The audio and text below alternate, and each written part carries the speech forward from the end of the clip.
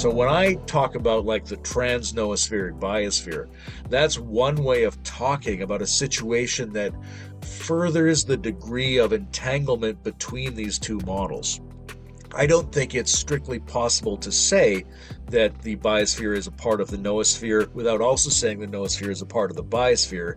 That you have to say both of those in a sort of yin-yang sense in which they interpenetrate and intersupport each other as definitions.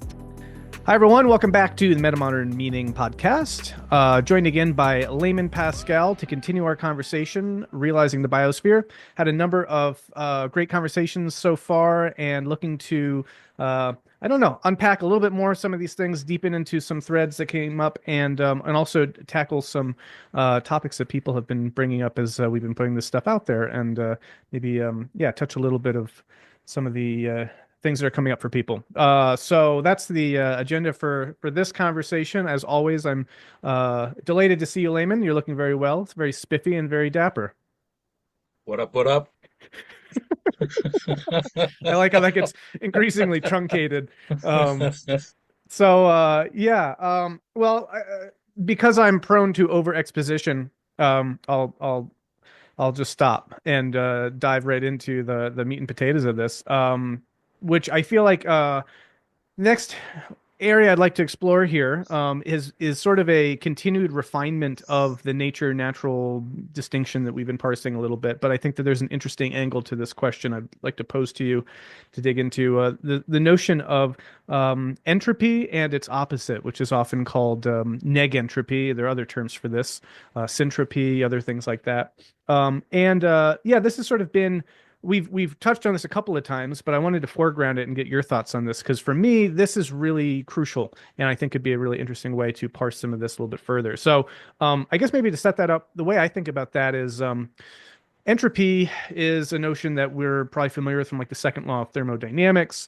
Things fall apart is kind of the basic idea. There seems to be a natural tendency at like a first principles level of the natural order of things to entropically diffuse into kind of randomized homogeneity. There's a sense in which left to its own devices, things in kind of a system will just find equilibrium essentially. And this, you could say, is a kind of natural process. At the same time, and this is where a lot of my work focuses, there does seem to be another process that leads to order, that leads to complexification, that leads to the pushing back against entropy and the decrease of local entropy in a process, or I should say, in a dynamic that's kind of referred to as negentropy. And in a similar way, this also seems to be natural because we look out at the world that we're familiar with, we look out at nature and we see a lot of complexity, we see a lot of order. So I wanted to pose this distinction to you and see if you have any thoughts about it, how notions of entropy and entropy negation or reduction, how those play into your notions of nature and the biosphere. Yeah, it's a really interesting question. It's one that entropy seems to form the backbone of contemporary attempts to tell a big picture, multi-ontological story of where we are. And in some ways, that's appropriate, rigorous, keeps us close to the natural sciences. In other ways, you're never really sure whether it's an over reliance on kind of a physicalist notion of information and emergence, and we don't know what the future brings in terms of modifications of how we view entropy. There have been a lot of revolutions in how the second law has been perceived over the last couple of hundred years. I'm personally very intrigued to see if people like Stephen Wolfram ended up producing a modification of how we think about it, right? I know he imagines really it's about coding and decoding in a computational universe, and it's really just the limits of what information that we happen to have picked out that we thought was useful to us got encoded in a way that we can't decode, but that doesn't mean anything's gone. I think there's, in terms of telling a story, right, which is kind of what we're doing, the ecodrome, sacred naturalism, this phrase I've been using all week in my head, bios, a bioinformational operating system of some kind. Uh, I think we need to give it a certain leeway to be to be a transdisciplinary model that draws on the artistic and the mystical and the open-endedness of our scientific models, but as much as we can, still keep that pretty close to a fairly robust scientific story that almost has a reductionist element to it. And entropy is a really good way to keep that close. Um, Two things that I'm really curious about when it comes to entropy. It's like I have more questions than answers in this area. One is the relationship of entropy to emergent structural levels. Because one of the ways to think about entropy is like the number of microstates that are possible to describe a particular macro state, right? So there's a sense in which there's a new phenomenon, an emergent phenomenon that looks a certain way regardless of how the preceding levels of phenomenon look. And that's very similar to the way we think about some kinds of new operating systems socially, psychologically, or materially emerging. And is there something about the threshold that means a new regime has been achieved that has to do with the way entropy operates? That's an interesting open question for me. The other interesting open question that's particularly relevant, I think, to the ecodrome discussion is how we think teleology in terms of entropy, right? I know that in some ways the way you think about it is admirably cautious, which is like the teleology um, it just increases the degree to which negentropic systems can create new kinds of meaning in an unspecified but progressive way, but also fits into the generalized increase of entropy in the system. Um, Now, the way I've been languaging it in the ecodrome vision is, well, there's a particular outcome of all that. It looks a certain way, and it looks more and more that way as we move towards it. So I'm curious, in a way, what your take is on like an open-ended but unspecified increase model of teleology that works entropy in, and a model that says it's operating as though it was trying to approximate something over the course of these reiterations that it goes through. Yeah, lots there as usual. So yeah, I agree with you. I like the way that entropy can be sort of a way to ground out some of these big visions at a kind of level that physicists and scientists will appreciate in a properly first principles sort of way. There is something in a sense reductionistic about it, but obviously to the degree that this might ground out in thermodynamics. There's the explicit recognition of multiple emergent levels that are using kind of maybe a base bootstrapping algorithm in order to generate the emergent complexity. So uh, I don't know whether or not there's emergence and reduction happening at the same time is an interesting kind of notion to this. But I do think that one of the reasons why I find entropy and negentropy to be a really powerful way to frame all of this is because it cuts across all these different levels and can be a way that we can meaningfully talk about them, using a kind of singular vocabulary. And that's a relatively new way of approaching this issue. I mean, in many ways, it goes back to in a big way to Schrodinger in 1944. He gave a talk which became a book called What is Life? And that was sort of really a really watershed or seminal moment because as a physicist, he was able to use the language of physics to address biological questions, and using notions of energy flow and information, not so much, but energy and entropy in terms of trying to think about what is a living system always doing in those terms. And as often happens when we're able to speak across disciplines or fields, that was very illuminating because it provided a new way for these different kind of fields of knowledge to be able to understand each other. So anyway, that's just to say, yeah, entropy and its reduction seem to be a really promising avenue for finding a very holistic, big picture approach to all this that can both operate at the level of sort of very emergent phenomena like human culture and beyond, but also plays really well at the most fundamental levels of fundamental physics. So something a lot to that.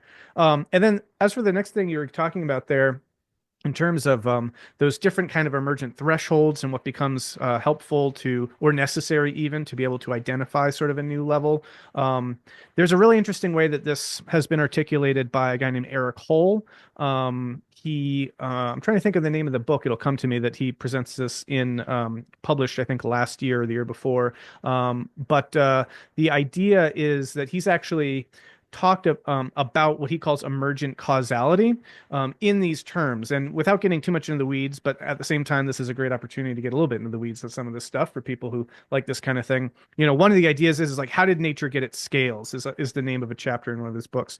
And there is this notion that at a certain level, the informational entity, how would you express this?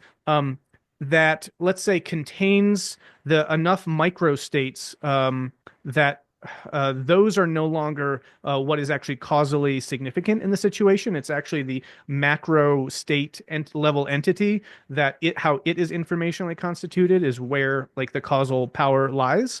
Because you brought up this notion of microstates and macrostates, this sort of a thing. And one of the ways you can think about this is that the ship of Theseus is kind of a classic philosophical problem, right? Like in that idea, you've got this ship, but then let's say you replace the mast, and then let's say you replace the hull, and let's say you replace the cabins and the steering wheel or whatever and you replace basically all the ship. Is it still the ship of Theseus? Is kind of like the ontological question here.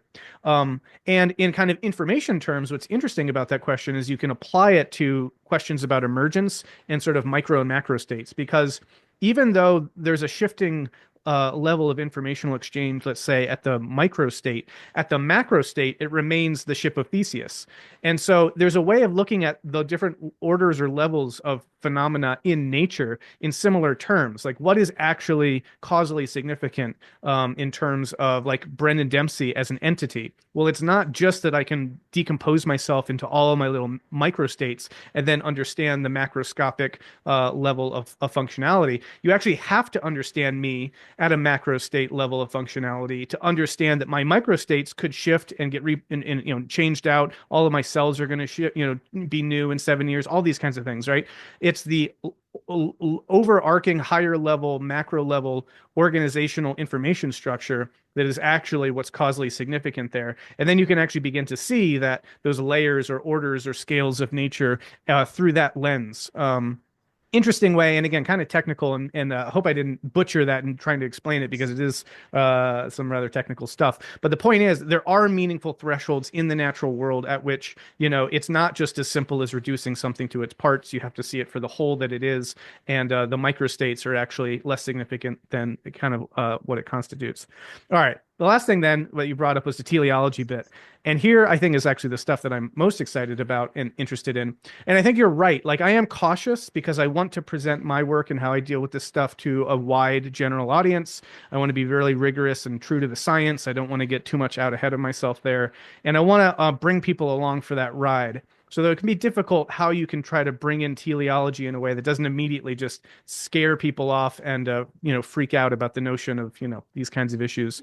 So I want to be cautious and I want to be rigorous in that way. But I'm very sympathetic to and personally very attracted to what you're getting at here, which is all right, if we can maybe put aside or take off our kind of scientific hat for a second and just sort of allow ourselves a little bit of speculative imagination, a little bit of kind of take down the intense barriers for that kind of methodological rigor and just say, all right, but intuitively, where do we see this going? And what are the patterns that we're recognizing here without having to feel like we're submitting this to some peer-reviewed, journal or something?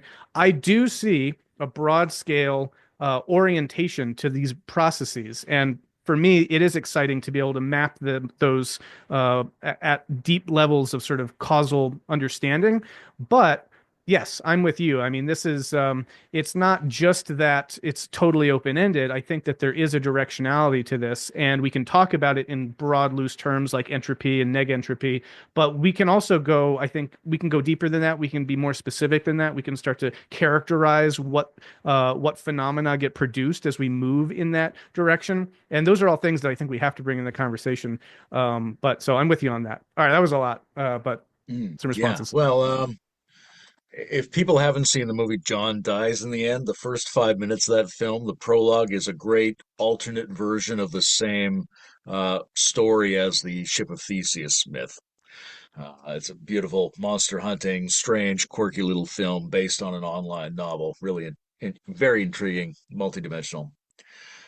Yeah, this notion that is emerging from a number of areas of the new sciences, right? That beyond a certain threshold, an emergent regime can operate as agentic in some ways, despite what's going on at the micro scales within that process. It becomes non reductionistic in that sense, right? And we need a certain logic of that kind if we're going to say that there's some reason why we should consider the biosphere or biospheres in general as if they were agentic. So, one of the open questions is how do we define that threshold, and does the thing that we call the biosphere cross that threshold such that it counts beyond its component interactions?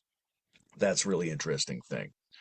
Um, I think a little bit about how Wilbur thinks of holons, right? He gets it's a little more outside the scientific box because subjective and intersubjective dimensions are built into the way he's trying to do his definitions.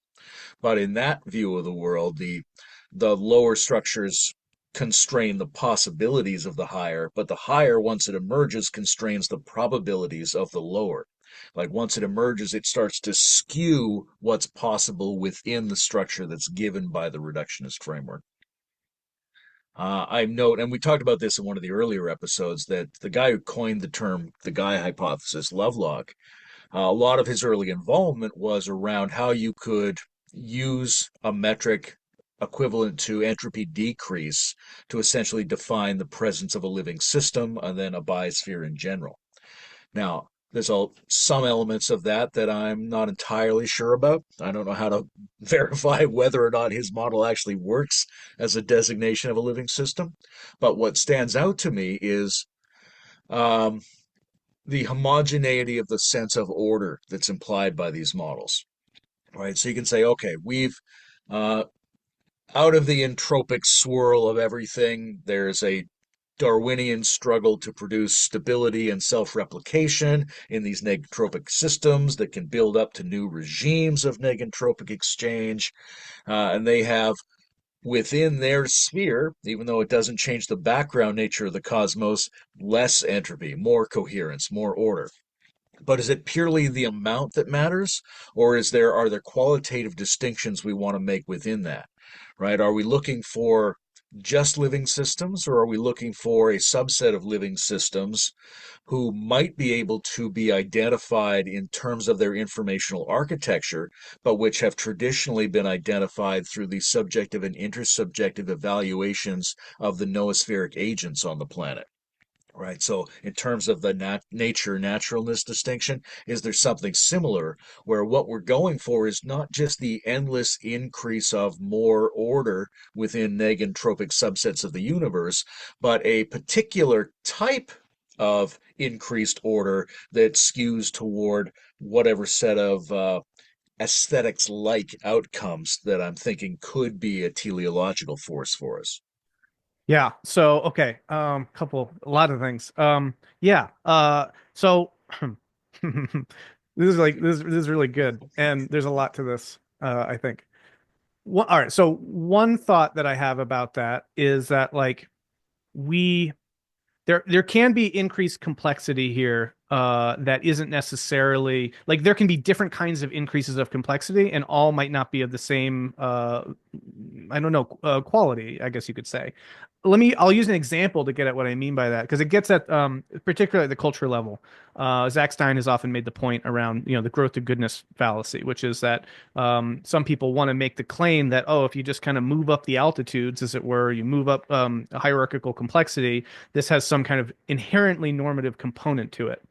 Uh, and that can be really problematic for a lot of reasons. Like if you look at what, Bernie Madoff was doing or the Nazis, right? A lot of meta-systematic thought goes into some really terrible things, is his claim. And I think that's right. I think we can look at how people can be operating from a certain level of complexity. In this case, again, cognitive complexity, in the sense of there's a lot of parts that are being brought together there in order to operate behaviorally in a particular way. But it's clearly, we would say, morally bankrupt, or it's of a quality, a qualitative distinction that we'd want to parse it out and say, well, yeah, it's doing this, but it's failing in this other mode. Now, the way that I've made sense of that is actually that, so certain kinds of complexification can occur, but I think what we're really aiming at is sort of the complexification of maximally meaningful kinds of behaviors. And what I mean by that is that someone who's using, let's say, high level, high complexity metasystematic thought to do something really bad is, I would argue, actually creating a net entropy increase in the overall system, right? They're breaking things down, they're leading to dissolution. Madoff, caused people to go into economic, basically poverty, because of people entrusted their money with him. Relationships and futures were broken. All right, obviously, there's like a lot of ways in which someone's behavior had cascading effects that led to not increasing kind of harmony and coherence, but actually a breakdown of those things. So there are ways that, in a sense, you can have localized, in this case, kind of cognitive complexity. But if that behavior is sort of directed towards ends that maximize entropy in the net outcome in the broader scheme of things, then I could say that's a meaningful difference. So I think what we actually want to say something like is, we want not just negative entropy. We want the negative entropy that is sort of maximally negentropic for the various systems that it is itself a part of.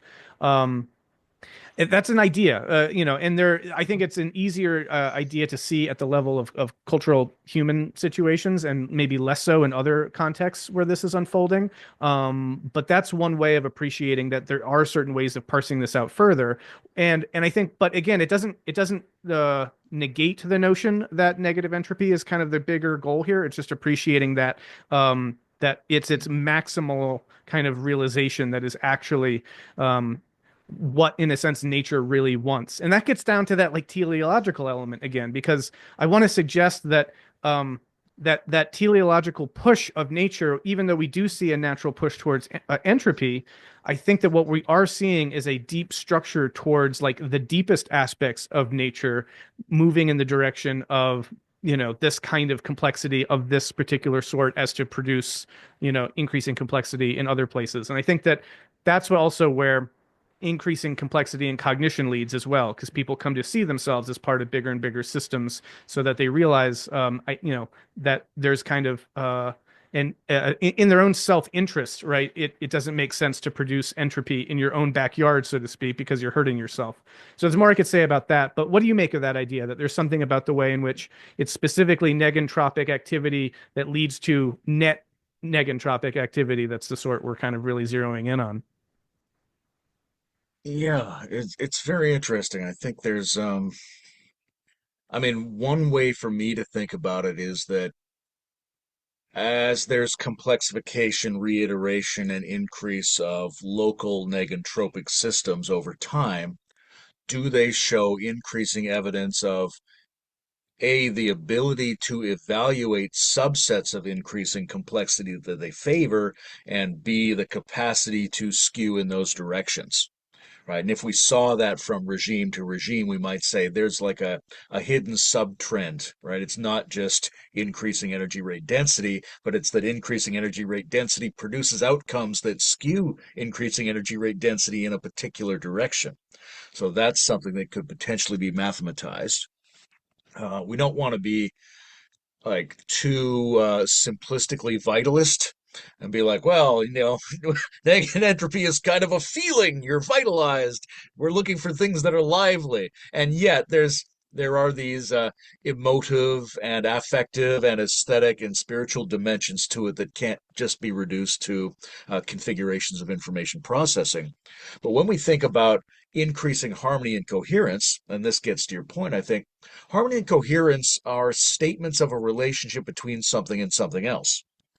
So we're not purely talking about ecological complexity, or really we're talking about ecological complexity is always intercomplexity, right? It's always relative to an adaptive environment and an adaptive peer group, which has something like an external and something like an internal component.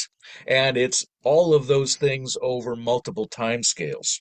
So you can have like a local maxima of entropy reduction, which might not turn out to be a general negentropic gain for that system and its interrelated systems over other scales, right? So we would want to think of a very open-ended set of how many scales in terms of inclusion of sets and in time scales as well that were being sort of optimized in the negentropic direction. And that might give us a subset of general negentropy that is closer to what we've been talking about as naturalness optimization in this series.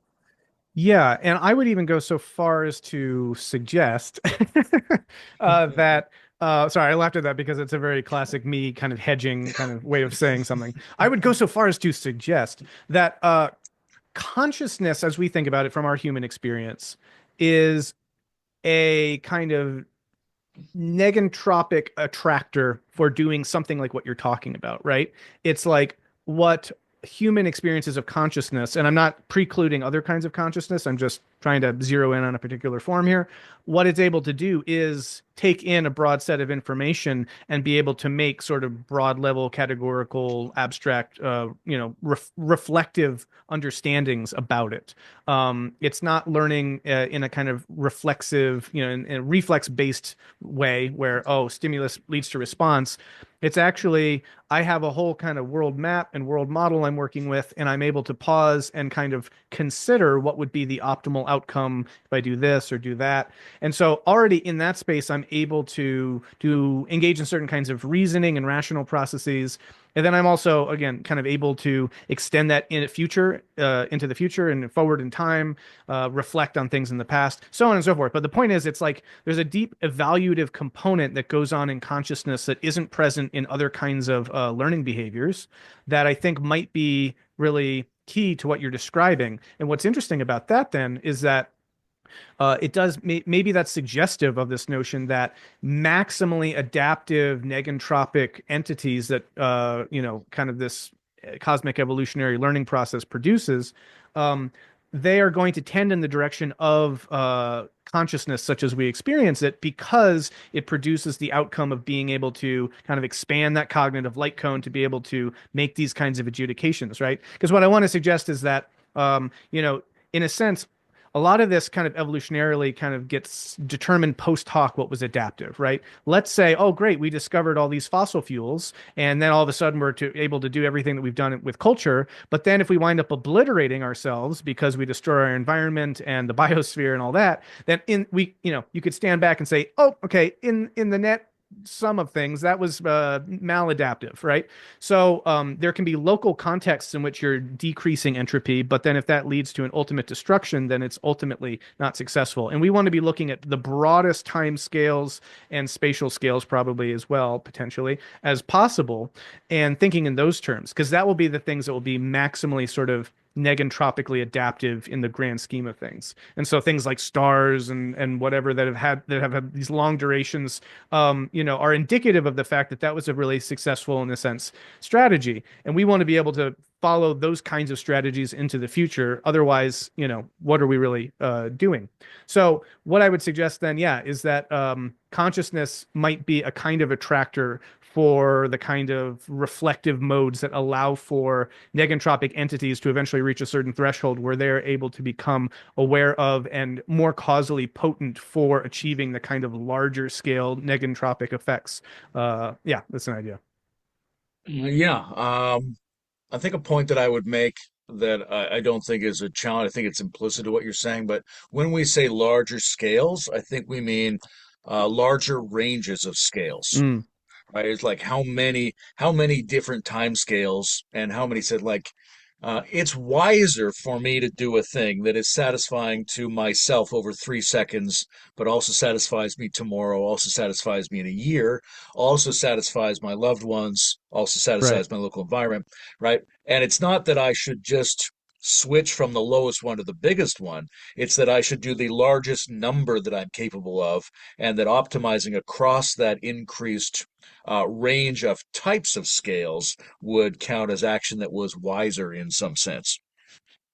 I'm reminded of I don't know if anybody else has read Michael Levin's paper on Buddhism, but in addition to the cognitive light cone, he thinks about a kind of care-based light cone, right? So there's like a range of how far away in space and time can you potentially recognize a pattern or a being, but also how far can your care go in that range? So there's something like that here, but we could be thinking about a place where those intersect, where like cognition and care, or like emptiness and compassion, where those come together. But really, we're saying something like structure and evaluation need to come together. And I think that we do see, at least in this corner of the universe, we see that the evaluative component of regimes of information processing tends to become more explicit from one recursive upgrade to Yeah. another, Yeah. right? Even up to the point where we now, like maybe since Nietzsche, and I want to touch in with him a little bit in this discussion, where we think, well, it's all about value. People have different values, and their values even determine their perceptual modalities and things like that. And this is still an exciting form of philosophical and social discussion that's been going on for the last 150 years. It's at our leading edge in a way because I think we're migrating further and further in the direction of taking evaluation seriously as a component of these processes and trying to produce a more comprehensive, more nuanced, more distributed, evaluative intensification of what we are as beings. Right, and then that fits very nicely into both a kind of a Nietzschean view, but also a process Whiteheadian view, where like the basic appetition of being going all the way down ends up creating a kind of aesthetic orientation to the unfolding of a cosmos. Yeah, and that's what I was getting or suggesting earlier when you foregrounded the teleological aspect of like, of being less cautious about how we frame that, because that is the direction I see as well, which is that there is an amplification of care, regard, sensitivity to, you know, reality, I guess you could say, which is, another way of talking about valuation, aesthetics, these sorts of things. But that in a sense, what we see deepen in this negentropic ecodrome unfolding is ultimately that from an interior sensed perspective, right? That the first person, experience of this process is as it deepens, as it unfolds through time, that there is a deepening of the interior and an expansion of the level of care and regard outward, you could say. So we like in our increasing complexity, we kind of go deeper in and wider out, I think. And that to me is what I think Levin's work is helpful for that. I think there's a way of talking about Levin's work and this idea, that kind of makes our understanding of morality, and it makes our understanding of, yeah, again, potentially aesthetics as well, deeply grounded actually in a kind of thermodynamic framing. And but you said something, a couple of points that suggests to me something real, but I wanted to parse it out for a second, because you were saying something like, yeah, but it's not just energy rate density, increases that we're really getting at. It's more like this other thing. And I agree. And then it's like, well, what is this other thing? Is it just this evaluation bit? I I want to say that they're all inextricably part of the same process. And so I would say, what I'm getting at, right, is that like there are ways that people can broadly misconstrue the significance of all this, right? The classic is that people actually invert the whole point of entropy production itself and see that as the goal. So there's a whole misconstrual of these kinds of ideas in the accelerationist community, that it's sort of like, oh, we're here to just increase entropy production. All right, well, and then I feel like they missed the whole point. And that's like, well, no, entropy production increases in order to produce greater complexity. And if you see it that way, you're totally reoriented to the same basic phenomena, but it kind of reframes the whole thing. And I think you're suggesting something similar. It's like, yeah, we can talk about this all from the level of increasing complexity and increasing energy rate density, but maybe that also is like too kind of low, or secondary a way of talking about it, if we're not foregrounding the fact that what we're really getting at is this sort of natural teleological unfolding into deeper and deeper levels of evaluative concern, care, regard, sensitivity, etc., which is more of like that first person experiential expression of this which also dovetails then with moral and religious and spiritual frameworks. That is where all this becomes really, really fascinating. But and I want to say yes, I think that's right. But I also want to say that I guess the last point I'll add here is that I do think that because it's all inextricably bound up, there's a level of question of hmm, how do we know what is like the best way to get our hand on the whole thing, right? Like because it is increased energy rate density and it is increased entropy production and it is, increased sensitivity and all these things. I wonder if there's sort of a meta view that sort of like can help us situate how in a deeply grounded philosophical first principles way maybe we could actually say no, this is the right way to orient these different coextensive phenomena relative to each other to actually see what is like in a sense the most important driving aspect of this, if that makes sense. It does, and I think it's undetermined the degree to which that can be done as a big picture, or whether that has to be done as, the way they do in wisdom traditions. It's a set of operative principles that operate from out of whatever context you find yourself in. Um, what you're describing, wider embrace, deeper interiority, right? It's very Wilbur, it's very Teilhard de Chardin, if that's how Americans say it. Uh, um, I had a question when you were saying that because I know you're very focused on the the element of decentration as there's a iterative upgrade of information processing systems. And I want to be cautious with that because it's very similar to what we've just been saying. I don't think it's purely decentration. I think it's the production of hybrid solutions that are made available by increasing decentration. So there's something that's coming into view being approximated. Like if we look at I don't know if you ever read The Cathedral and the Starfish. It's sort of like about Mm. how business models operate. But there's been this discussion for the last couple of decades about do we want distributed systems outside of the institutions, or should we be securing or reformatting our institutions? And the answer is both. Right. It seems to me you can't really continue to run the old institutions of centralized power. There's big problems with centralized control. There's other problems with just distributing things into networks. And if you look at what has succeeded, the human brain has succeeded very well. And it's a very curious mixture of centralized control and completely decentralized, almost wild circumstances. And there's some kind of architectural configuration there, some kind of aesthetic that I see being made available through decentration. You can't get it without more decentration, but decentration by itself is not enough to specify what this thing is. But the reason I bring all that up that was a tangent to ask you the question of how you think the relationship between decentering and maybe we would call it ecologizing.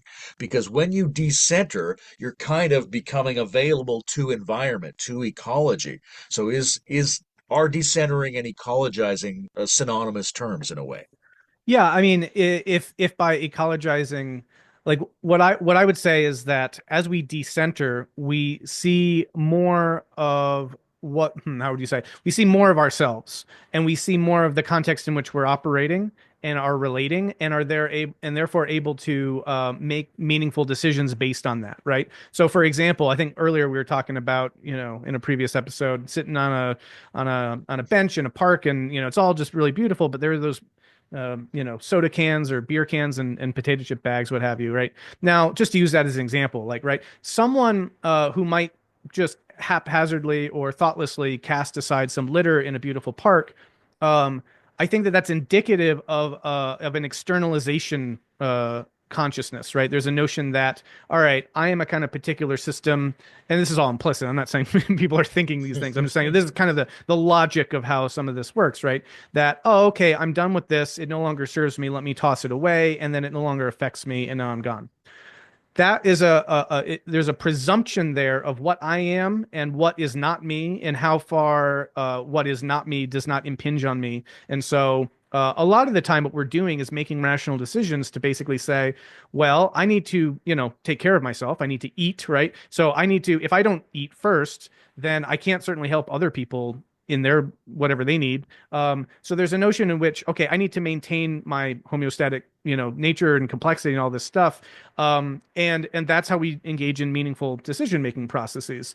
And I guess the point that I would want to suggest is that because we're kind of oriented towards like the center first in a sense to maintain our entity nature in relative to an environment, what decentering does is I think it brings into ourselves more of what the environment is. So if a person then comes to learn, for example, how littering affects not just the landscape but other people's subjective experiences, how it affects the ecologies and other things that they do care about, like the beautiful birds and the fishes are negatively affected, all these things, they can say, oh, that wasn't something I could easily externalize. That was actually, in a sense, very much a part of my own value system, right? Like what I value, what is meaningful to me, I actually polluted. And so it's a kind of illogical decision and an irrational one to hurt the things that you're trying to preserve and maintain.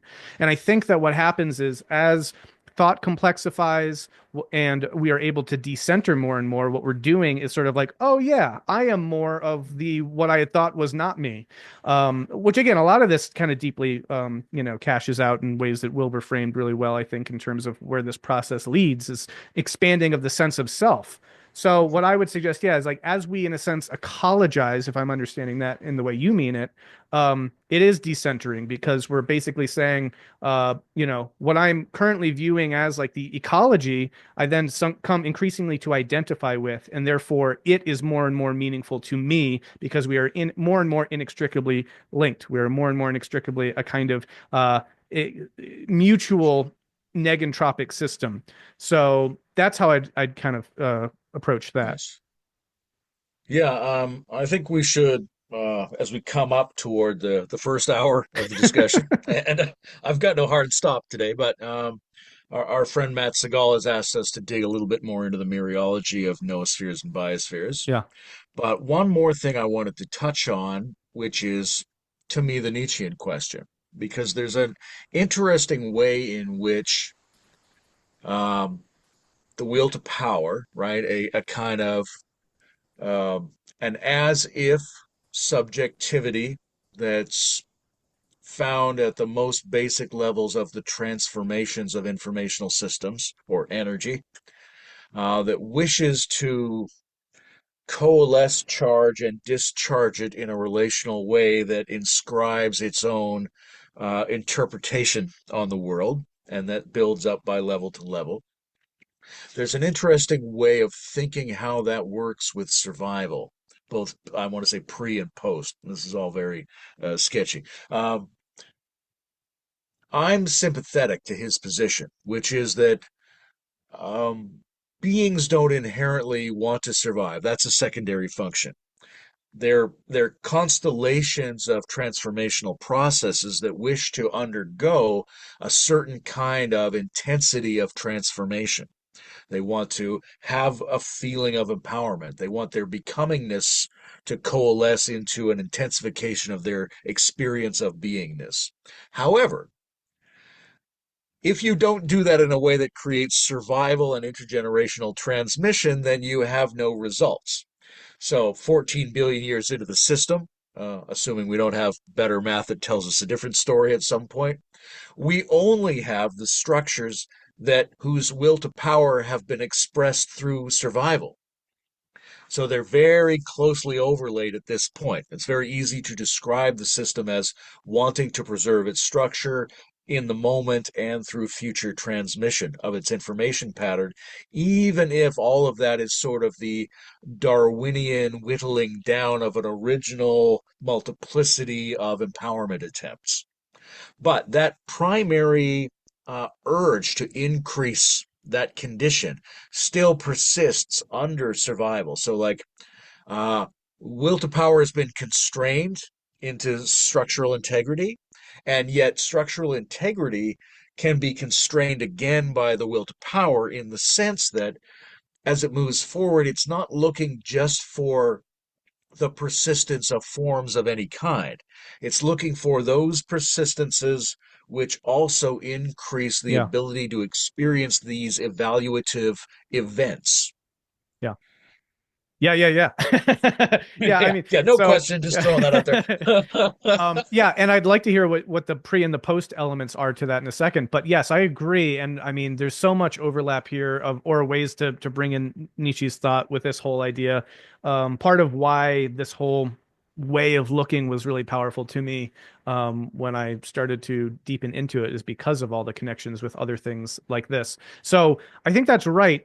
And gosh, what would I say? I think that, okay, well, the way I would put it is I think that existence or sustaining the structural integrity of something, survival, is a precondition for the empowerment modality, right? I'm not going to feel empowered or radically transformed if I don't first exist.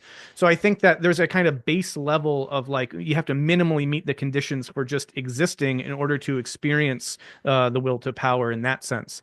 And if we conceive of the will to power as that moving in this new heightened direction of powers, let's say, then I think that that is a deeper phenomenon at work, and the Darwinian just sort of like struggle for survival is sort of like, yeah, those like base level conditions that need to be met for that process to continue.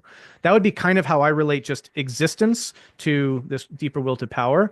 And of course also, I mean, that is um it is illuminating because people don't just want to exist, right? Like we want more than that. And I would say I talk about viability and flourishing. So, instead of talking about so much the will to power, I tend to think about, well, we want viability, meaning we want to maintain ourselves, but we don't just want to maintain ourselves. We want to heighten ourselves, experience a deepening. And that is, for me, very much that pull, that almost kind of, yeah, teleological eros, that pull in the direction of expansion, of complexification, of negentropy, right? There's something like, how can I exercise greater agential freedom? How can I how can I operationalize a greater sense of energetic, I mean, was it der Macht, like the notion of power itself, I think is kind of suggestive there. It's like we want to be able to have greater causal power in our environments. And for me, that is that, it's been variously described, but that is that sort of Eros pull to be more than just what you are. And that I think also is a deep underlying latent causal force or causal set of conditions that is also influencing the flow of evolutionary patterns. I mean, one thing that's really interesting about that, you talked about the initial kind of whittling down from all the various kinds of biological organisms, and that's occurred through evolution. And that's true if you actually look at like morphologically all the different body plans, they kind of start to plateau. Basically the morphological kind of path dependent evolutionary process starts to kind of plateau. And what's interesting then is that the kind of evolutionary adaptive solution that gets hit on is brains and cognition, because as morphology starts to basically ossify or solidify in terms of what's possible, then once you have an ability to use that morphology, but in radically different ways, then you've exploded the possibility space again with all the various agential freedoms that are now become possible. So it's not just that like evolution's trying to just craft the perfect body type, for that will just always kind of work. There does seem to be, even within those patterns, something deeper that's like, no, no, no, we can break out of, these continual constraining vectors into new vectors. And so that was all just some stuff that came up for me around that. More thoughts on all of that too. But I don't know if you have any. Yeah. Yeah, I mean, I guess what I meant by pre and post was like by pre, I mean like a primordial appetitions that don't care if they survive or not, and then uh, intensify the desire, the drive to intensify that experience on behalf of entities that already survive into the future in various ways. So Yeah. at first, it's sort of irrelevant, but there's a Darwinian process that narrows it down to surviving structures, but it doesn't remove that kind of implicate appetition. It continues to work in a way that skews the surviving structures towards increases, but not purely increases.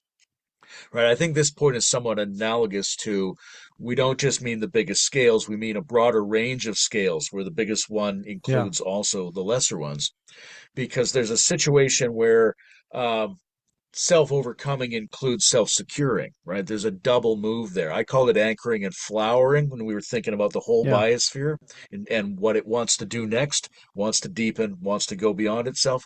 I think Heidegger, who's often not valued as much as he could be as an ecological thinker. I mean, some of the Japanese successors to Heidegger have brought that out a little bit better. But when Heidegger wrote about the will to power, he was really clear on you have to secure something in order to overcome something. It's one move. So the will to power, it always does this at the same, right? It's a double move, and we have to keep that in mind. That what we're describing is not just the transcendental increase of this thing, nor is it just the Darwinian perpetuation of particular information structures. It's somehow that those can't be thought apart from each other in a dynamic system. And when it comes to consciousness, it's a really interesting question, right? Obviously, nobody really knows the exact definition of consciousness or the range of things to which it normatively applies.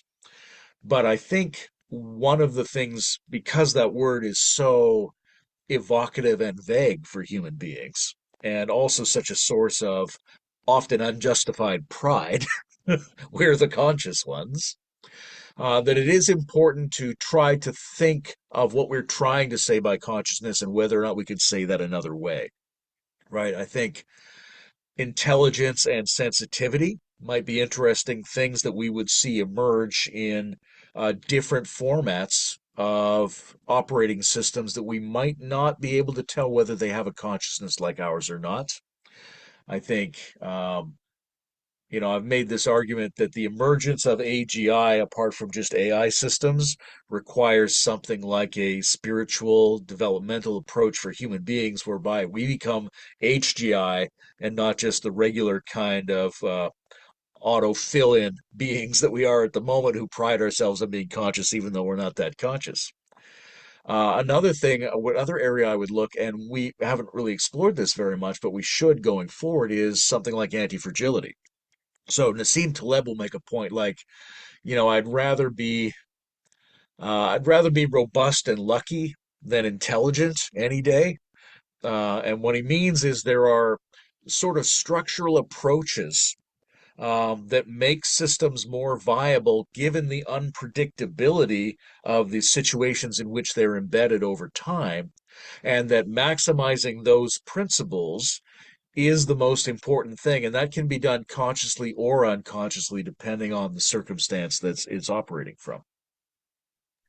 Yeah. And like anti-fragility is really key. Like if we look at, you were talking about creatures getting to a plateau, and there's something about, yeah, there can be a stagnation, and it's not like God sent the meteor to like mix the system up again so that it could restart, but there's something about the biospheric system that has these anti-fragility attributes whereby it can take advantage of circumstantial hazards as if it was a prompt to remix and keep growing beyond its plateau-like phases. So those principles of anti-fragility, I think, are essential to a deeper noospheric mapping of what makes the biospheric systems viable in the first place. Yeah, and it may be kind of a weird attempt to make a point here. I'll kind of synthesize that idea with what I also wanted to say about Nietzsche, which is that, okay, so if you want ultimately that these some like meta principles that the biosphere is working according to, something like anti-fragility, yes, meaning, and again, your help, yeah, it's good to try to get better language for this because I talk about, the most expansive kind of scope, but however we want to exactly language that, you're right, I don't just mean scale, I mean all these other things. But that I think is kind of the bigger principle when we're looking for, sort of evolutionary meta adaptation, in the sense that we're looking for, what's not just locally immediately beneficial for me as a singular organism necessarily, but the more I can appreciate that what's better for me is what's better for more things in my environment, all that's going on.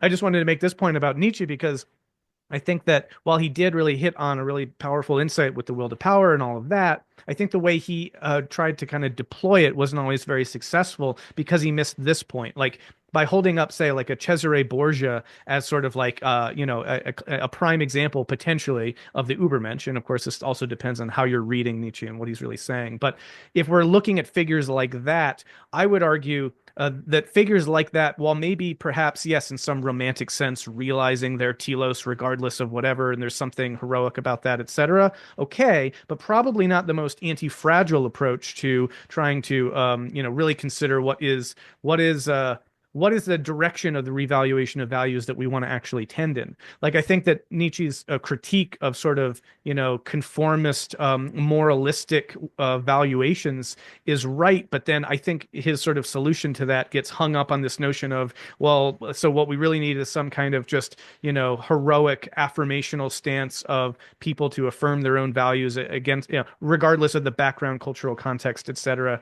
And I don't think that's quite right, because we do want to sustain what exists and carry forward. It's not like we just want to necessarily always blow things up, right? That is actually an increase in entropy. So it's more about like, how do we work with the existing religious, economic, social systems that we find ourselves in, maximize sort of, yeah, that will to power, the negentropic direction, but in an anti-fragile way that's also able to kind of build upon the existing complexity, rather than just being like, well, fuck you guys, I'm going to blow shit up and do whatever I want. And this is an example of my will to power. So there's a way I think we could nuance the notion of a will to power in a philosophical sense that looks at it more through this angle, and would be something of a critique of Nietzsche. So I want to throw all that out, and you're welcome to reply to that. But yes, there are some aspects here that I mentioned at the outset that we want to get into as well. So Yeah. I'll just say one or two things about that. And I think, yes, I mean, Nietzsche in some ways is very explicit about the fact that he's not providing general solutions. At most, he is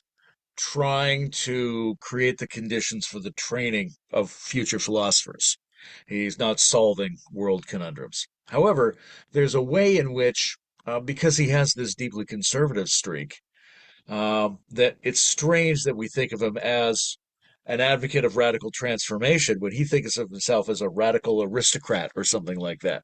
And the thing that we often miss, and we still make the same kind of mistake that he made sometimes and we make in interpreting him, it's made in the integral community as well, where when we think leading edge, we think innovative emergence of the novel, and we don't think troubleshooting or restorative reconstruction of what we already have that works. And it works for reasons we haven't necessarily mapped out, right? And that's kind of a like a left wing and right wing, a left hand and right hand kind of approach to what the leading edge is doing, because it's just as creative when I fix something as when I make something up that no one's seen before. And there are people who are dispositionally oriented towards making totally new radical stuff, and people who are dispositionally oriented towards trying to protect and service and constantly upkeep, right? Even the ship of Theseus there, right? Like it's being recreated. Novelty is involved, but it's involved in the form of restructuring an existing structure that encodes for a whole series of past learnings. So I think when we try to imagine that kind of increasing vitalist evaluative move as the evolutionary prerogative nested in natural systems, it's important to remember that it's ambidextrous in that sense. But maybe let's go to mereology, which is a fun word to say. yeah, well, right. Um, All right, yeah. So let's go in that directions. We mentioned last time that we really wanted to hear how some of these ideas were landing for folks, and heard a couple of thoughts from people in the process community. And Matt Segal was one of them who was enjoying this set of conversations and wanted to bring into the mix this notion of mereology, which is basically like the study of parts and wholes and how those relate to each other. And it is very germane to kind of what we're talking about, and it's really important for how we think about these things and how we orient ourselves to the biosphere and the biosphere to us, in a sense, which also gets at some things that I want to talk about around anthropocentrism, which is something Jared Morningstar wanted to bring into this conversation. But yeah, on the mereology bit, that's basically the question. I'll just tee it up to you. I mean, it's sort of like, are we a part of the biosphere? Or conversely, is the biosphere a part of us? How do we think the relationship of us in a part whole relationship, or vice versa? What are your thoughts on that? Yeah, that's something we've touched on a few times, but it's great to try to clarify it because Yeah. It's a generally recognized outstanding element of human philosophical inquiry. Um, when I think about it, is the biosphere part of the noosphere? Is the noosphere part of the biosphere? The answer is yes. And like to me, that's very suggestive. Because on the one hand, clearly the human species and our technology and the type of meaning making regimes that these technological tools that we create facilitate, in some ways, it's just obviously part of the ecosystem as much as any extended phenotype, as much as the beaver dam or a crow using a stick to catch a bug, right? We would be remiss to ignore the fact that human informational systems are a subset of ecological information systems. We don't find ourselves in any other place. We don't find the noosphere anywhere else than as part of a biosphere. On the other hand, we have satellites and ships and ideas that go outside of the atmosphere of this planet. We have this observation that the definition of ourselves and our relationship to nature and what nature is are things that are internal to the noosphere's self-processing of information. Um, so both of these present critiques that are critiques of normal human arrogance and simplicity in a certain way, right? There's the critique of what gives you the arrogance to presume that just as human beings, you're special and superior and not a part of the rest of nature's systems? And there's the critique which says, what gives you the arrogant right to think you know what nature is, and that nature is something that includes you or doesn't include you when you're involved in the process of making up these definitions as we go forward. And the fact, to me, the fact that both of those are viable critiques, viable value systems, viable interpretive spaces, that's very suggestive. It's suggestive to me not of like an ambivalent approach where like, well, either could be true, both are true, I don't really care. What it suggests to me is something like a Mobius type structure. It's right the dual viability of both those critiques suggests to me a pathway that leads further in the direction of the convergence and simultaneity of both those positions. So when I talk about like the trans-noospheric biosphere, that's one way of talking about a situation that furthers the degree of entanglement between these two models. I don't think it's strictly possible to say that the biosphere is a part of the noosphere without also saying the noosphere is a part of the biosphere, and that you have to say both of those in a sort of yin-yang sense in which they interpenetrate and intersupport each other as definitions. So what I'm looking for are what are the set of emergent models that come forward as an intensification of the problem of the complementarity of those two models of how it relates as part and whole. What do you think? Yeah, I agree. No, I do actually. I think we're converging on that point. In the sense that, yeah. So one thought that occurs to me is I've always found it interesting how mapping holons is actually something that can be done in either like inverse or obverse order, if that makes sense, right? So, like if you're thinking about, let's say, matter, life, mind, and culture, or you think about Wilber's categories, right? There are different ways you can actually make these mandalic holon structures that are suggesting something real about how they're structured, but they could actually be totally inverted and they'd still be true, but in a slightly different way. So what I mean by that, right, is that like, okay, let's say you begin with the largest circle is matter, and then in that circle you put life, because life is, in a sense, a subset of matter. And so in that sense, it's less than what matter is, but it's also so you could put it that way. But then you could also do it equally well in the other direction, where let's say you start with life, and then you say that matter is sort of what would you say? It's smaller because it's kind of the internal. It's what life builds off of. What I'm getting at is that I think if you were to look at these architectures of how we think canonically about these different layers, there's something that is also revealing about the fact that you can map them in different ways, and they reveal something different about the way that they interpenetrate and relate to one another.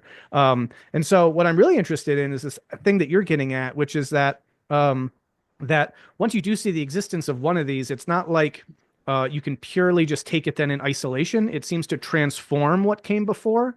I mean, a classic example of this is now we're in the Anthropocene, right? So humans have transformed the biosphere in such a way that it's not like you can just simply disentangle the biosphere and humans. We're so deeply entangled that we've changed each other. Um, I will say that it can be still of utility to ask certain kinds of questions that can try to parse them out in meaningful ways. Like, for example, could one exist without the other, right? So, like, I think the biosphere could exist without the noosphere, but the noosphere couldn't exist without the biosphere. So there's a directionality there that I think is also really revealing, needs to be taken seriously. But it isn't just to suggest then that okay, you get the biosphere and then you layer on the noosphere, and now all of a sudden, they're easily to separate. Like as things emerge out of what came before, they also transform what they emerge out of. I think is kind of that Mobius element that you're getting to, and so again, another question might be like, what's in one of these that isn't in the other? Which is maybe just a different version of asking the same question. So I think that there are ways you can parse it, and those reveal things and can be of certain utility. But I think the bigger takeaway and the more kind of exciting one there is that however you map that and however you see the relationships, I think there is a deep a transformation impact that goes in both directions. That we are transforming the biosphere led to our Yep. emergence and led to our transformation, and so on and so forth. So they're deeply intertwined. And the directionality is in the direction of the increase of that mutual change and entanglement. Like if I when I start to think about, oh, is this one in this one or is that one in that one? I end up wanting to say something like, I don't know, the human meaning making is the extension of ecological meaning making that particularly makes up the meaning of ecology in a way that allows ecology to presence itself beyond itself in the form of the natural that emerges through the noosphere's increasing richness of multimodal appreciation and assimilation of a noospherically clarified subset of ecological patterning, blah blah blah. Right. So like what I see when I look at the way I think it is that I immediately start increasing the number of entanglements. And I think that shows us something about the directionality, right? That the recursion is not, it's not that the biosphere is replaced by or simply enveloped by the noosphere.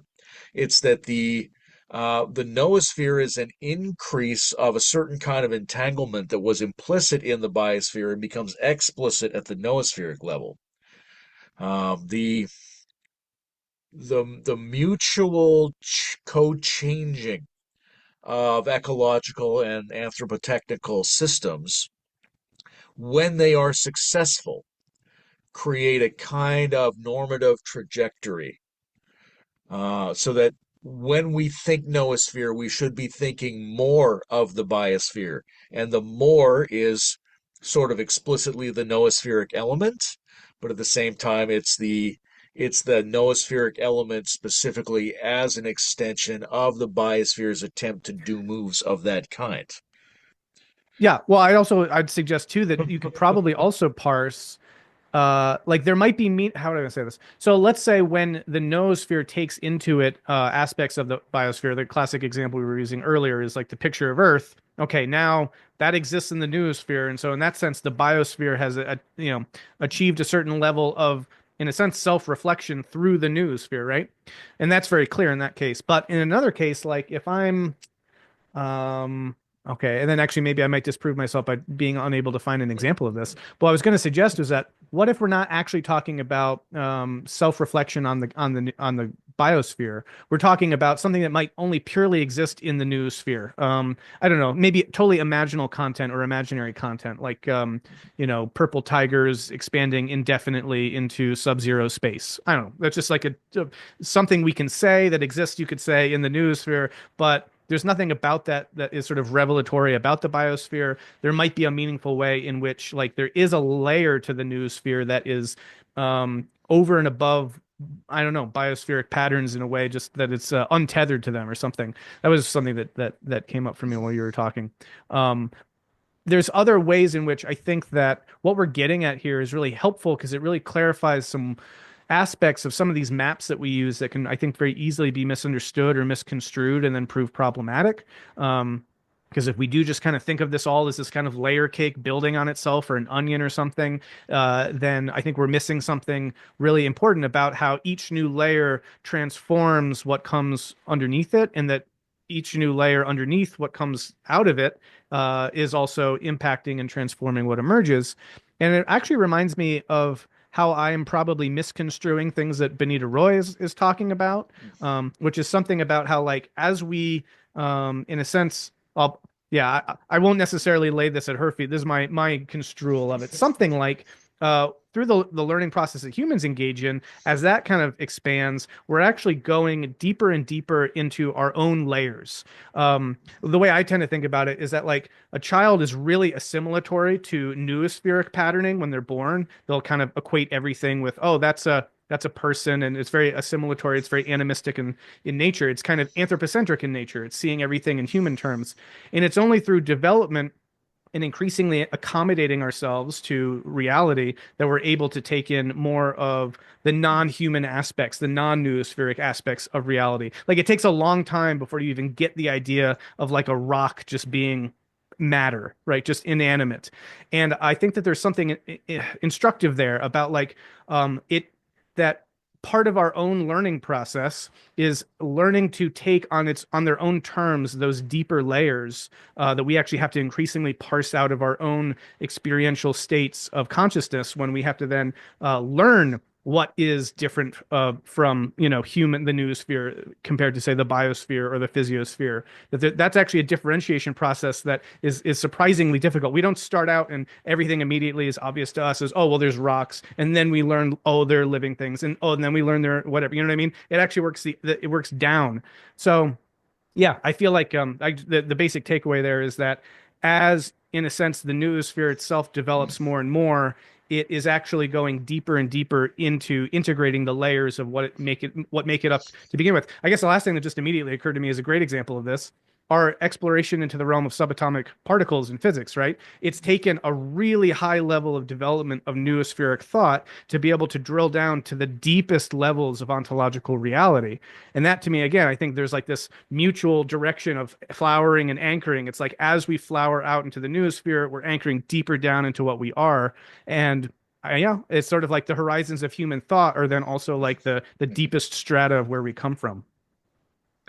Yeah, the like increasing intensities of the noosphere are also increases of its appreciation of the biosphere. Almost doesn't say it enough. I mean, the natural cosmos in general. There's an expansion not only of our appreciation of the ecological systems that typify life on Earth, but of the types of patterning styles that typify nature in a more extended sense. And that's where I would go with that, where we go like purple tiger is expanding indefinitely into whatever you said, right? The reason that might be compelling is the reason we like art, that there's a certain charm about certain cultural artifacts, certain noospheric configurations. We don't know why we like them, but we might like them for the reason that they approximate the basic set of patterning styles that we identify as naturalistic, that we find in nature, but we can find it outside of nature. When I talked about the ability of someone to take human junk and reconfigure it in a way that starts to seem very naturalistic, then we're impressed by their artistic instantiation at that point, right? So there are ways of thinking, ways of building, ways of being social and technological and conceptual that we are attracted to and move forward on in the noosphere because it instantiates and epitomizes and clarifies that artistic element of natural systems. So in some ways it's a more abstract version of the same process of filling the noosphere with the data of the biospheric patterning. Well, a quick thought on that front. It occurs to me as a possibility that one thing that we're always doing is, as we get more and more successful at, in a sense, mapping those patterning dynamics, that itself kind of reaches a sort of plateau that then we're always trying to then break out of. Like, if you look at, in a sense, the way that representational painting kind of got perfected in the 19th century, it's not an accident probably that then artists were wanting to explode that into abstract expressionism and various forms of modernism and then postmodern art. It's like it's a similar kind of morphological kind of plateau potentially that nature, as it comes to better reflect itself to itself through human noospheric action, then also has that upward swell of that will to power to break out of what it's already kind of codified about its own workings to then do something novel and creative and new. And then it's kind of this ongoing bootstrapping process where now we've got to figure that out. And that again is, I think, kind of recursive, iterative reflection, self-reflection that I talk about, right? It's sort of like things happen and then we come to objectify them, reflect them, see the patterns in them, and then critique them and then sort of move beyond. It's like you need continually the patterns unfolding and then the ability to kind of comprehensively note the patterns and then the orthogonal move of like, okay, but now we're going to do this. And how does this relate to the patterns? And then see the patterns in the patterns. Yeah. Yeah, two ways I come at that, and they're things we've touched on before in this series. One is the double move, right? That it's always in terms of not only how we stock the noosphere with an increasing awareness of the architectural configurations of the natural world, up to and including like real-time input from biological systems and the Earth's self-organization through AI and distributed biospheric sensing tools. That's all necessary, and we should be working on that like it's a holy task. But there is the other elements of it, these philosophical and artistic and deeply human aspects of it, which also show the need to clarify the underlying drive of natural systems, what we simplify as the notion of a drive, right? And that's like I was saying, Heidegger said about the will to power. It's a double move. You have to secure and mutate. You have to anchor and flower. You have to troubleshoot and innovate. So the basic drive, increasing clarification in the noosphere of what's going on in ecological systems involves specifying the doubleness of the move that it's trying to make. That's one. The other thing is we talked about this when we talked about artificial Christmas trees. If we discuss that at some point, it's the multimodality and perspectival nature of the instantiations of the natural that are in some ways the leading edge of our ability to map ecological systems, right? Because something is not a photograph of the woods is great. It's a high resolution noospheric mapping of an ecological system, but it doesn't smell like pine. It doesn't give you the bioelectric fields that the woods are going to give you. So there's this need to be multimodal. And I see that in, say, the history of art, is when you really get there's a beautiful book called The Judgment of Paris. If people haven't read it, it's great. It's about the transition from Meissonier to Manet as the leading voices of French art. So the official art establishment in Paris had organized itself in a way to really emphasize naturalism. This guy, Meissonier, could paint horses like nobody's business. It was unbelievable. But we locked that one down. And then it turns out there's another mode of locking down the natural, which is what the Impressionists came forward with. Mm, What does it sort of look like and feel like to be down at the river for lunch one day in Paris? That's a real experience. That's real data about naturalistic systems. It's just in a different mode of mm. processing than the previous one. So there's all these multiple modalities that have to be brought together in order to increase the fidelity of the noospheric mapping of the biosphere. Yes. And yeah, it's interesting developmentally. Uh, I feel like I can deeply appreciate that fact that what you just said now. When I was younger, it really troubled me because I looked around and I saw so much ugly postmodern art. And I was like, if we could just do the representational thing again, people, hello.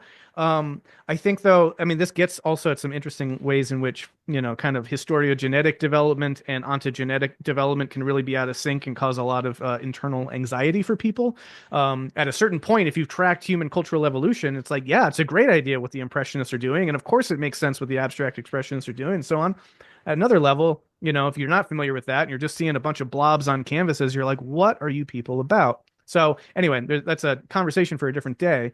But I think there's something to that. Well, but what I wanted to get at though was that I think that there's a couple of modes that this is operating in. One is that there are existing natural patterns that we're trying to attend to, right? And so, okay, yeah, maybe there's kind of representational fidelity is so, yeah, there it is. We're able to do that. Ah, but what about this whole unexplored, impressionist feeling thing? There's a sense in which we're presuming that these modes kind of already exist in the background, and we're just, changing our attentional focus to be more competent at being able to pattern them. But I also want to suggest that nature's like patterning dynamics aren't already fixed and complete, that they're still novel and emergent, and so there will be continually new ways probably that we need to shift our attentional focus, right? In the same way that, when we're talking about once you get to this kind of plateau effect, then that whatever it is, orthogonal move kind of occurs to find, more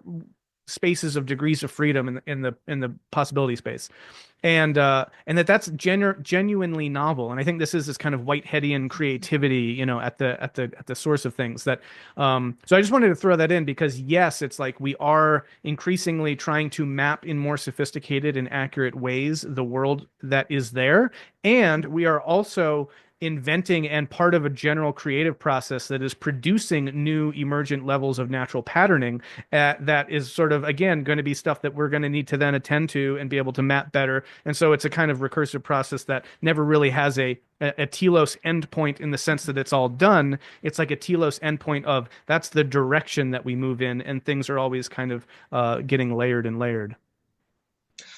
Yeah, I think that leans more toward the direction. Although I think we can build big picture models of this, and in fact, I think we have a really exciting future in terms of automating systems to help tell us what goes further in the direction that life has been trying to go in. Nonetheless, it's going to be insufficient. It's going to be full of surprises, and most fundamentally, for most beings, that vision has to be articulated as a sense of principles, as a set of principles, that is, that allow you to orient from whatever context you find yourself thrown in, to be Heideggerian again. How do you move it forward from where you are? Right? And if where you are is, I've been doing this mentally, maybe I have to do it emotionally, maybe I have to do it physically, maybe I need more information. Or it's like, oh, a new thing is emerging. Well, great, that's the new context. How do we move it forward? How do we inhabit that in a way that skews it toward this orienting telos that will never finally be complete, but which we can get better and better at finding the directionality of? Now, to come back to Matt Segal's mereology question, I mean, one of the things he highlighted was Marshall McLuhan and the sense there's a story you can tell, a story that was really exciting in the 20th century, that, look, we put satellites outside the biosphere.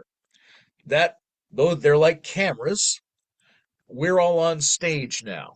And that today is a really compelling thing to think through because we're more reality TV than we've ever been before. And there's a certain way of being, there's a certain kind of balance of half for performative, half real, half authentic, half critical, all this kind of stuff that maybe tells us something about how to succeed as cultural agents in the current world. Obviously, your country has a reality TV president. Knowing something about what it's like to be perpetually on stage is really important. But it's not as radical as McLuhan suggested. I think we want to tell a story where that's an amplification of an ongoing process. Because, yes, uh, we can see the world from space. We can see ourselves, we can see nature through the techno noospheric lens. But that was also the case when you painted a picture of a flower. That was also the case when one person said to another, I call that a tree, right? That was already a quasi-technologized noospheric lens operating as if outside the biospheric content in a way that reified the biospheric content. I don't see the production of the great digital amphitheater of information as a fundamental rupture or alternative within this process. I see it as an intensification of something that's been happening the entire time you've had cultural beings. Yeah, I think there is something to scale though as well. Like I think it is. the difference, or maybe that's just something to pose as a question, like what is the difference between I'm drawing a flower now, and so the biosphere is getting kind of refracted through the noosphere, compared to getting like empirically based models of the galaxy that we live in, right? So what does that scale shift mean? What does it mean when we're moving from kind of local biosphere to the biosphere that encompasses a much broader range of phenomena, to the point of expanding that outward and outward and outward. I mean, the way that I tend to look at this is also in sort of the meaningful processing, or the processing of meaningful information bit, where there's a drive, I think, to understand the maximal context.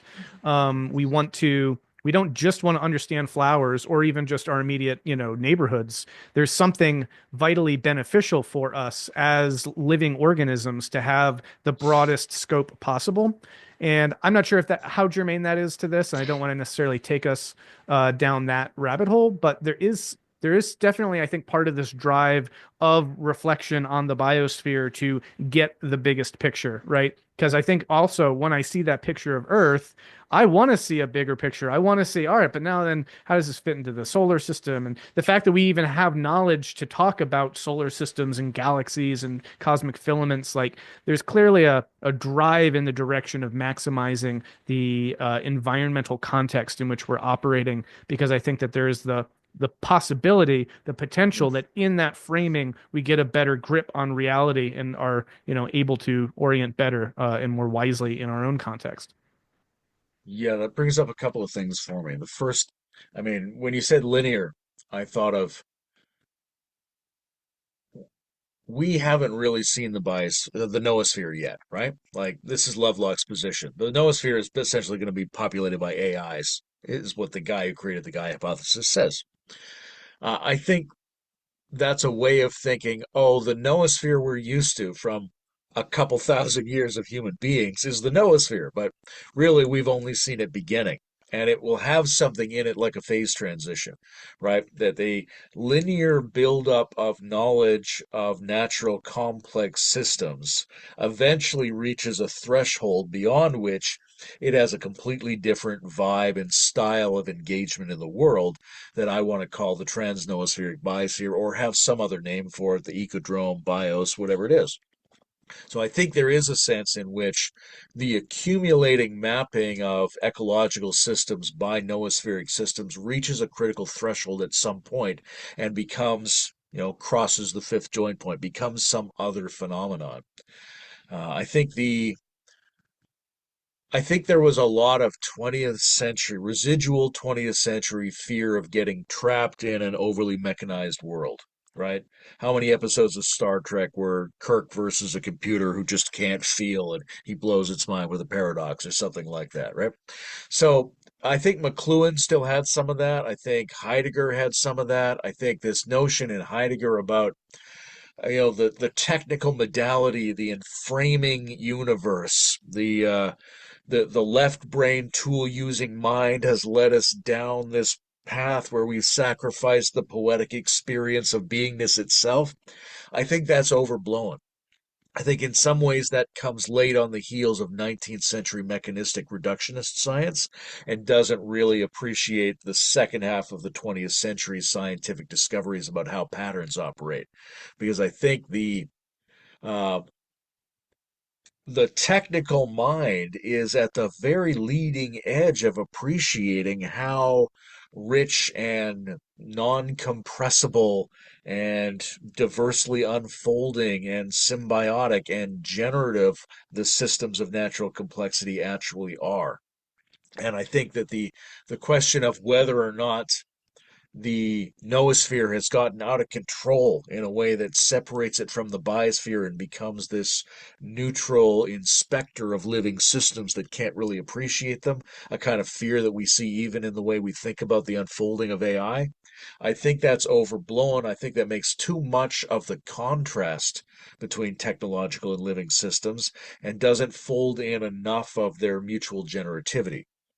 But I do think you said something really interesting, which was the picture of the Earth from space, for example, makes you want to see an even bigger picture, right? There's something about the expansion of the biosphere's use of the noosphere to map natural systems that has this excessive quality. And when each new level of success makes the next one more exciting, more enchanting, more seductive, it raises the appetition level that's involved so that we become at each level of representation in that process more and more convicted by the quasi religious drive to keep that process going.